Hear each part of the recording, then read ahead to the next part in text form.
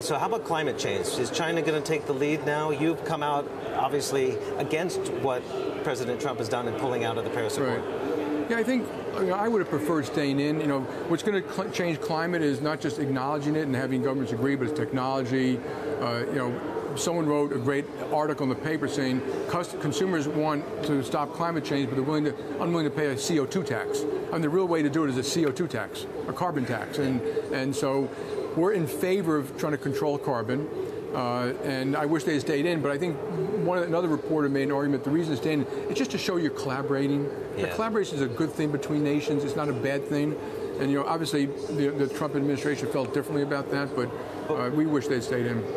What's your view then on staying on the Business Advisory Council? We've had Elon Musk and Bob Iger say they disagree with the climate change position and they've taken themselves off it. You will stay on? Yeah. Look, I am an American patriot, and I want to help the President of the United States.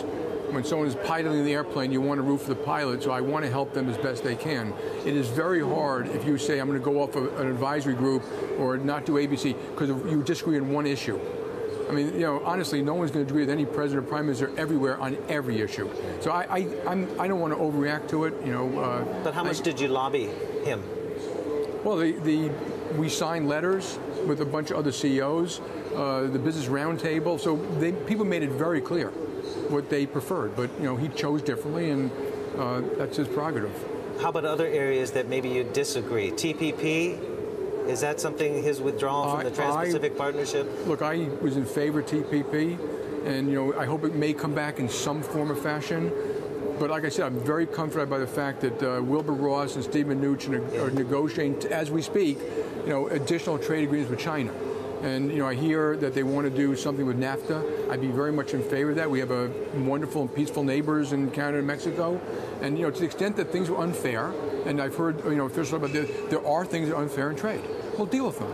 Talk to the other countries and say, we think these 5 or 6 or 10 or 20 things are unfair, and let's be a little fairer. So, I'm for free and fair trade, and sometimes it isn't fair.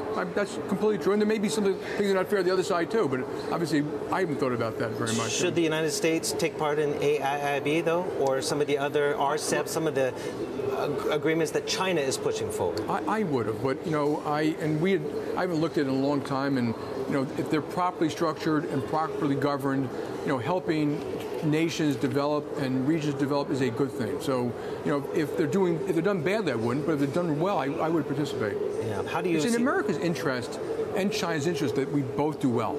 It's not one against the other. That's a mistake when people look at it like it's a zero-sum game. Yeah.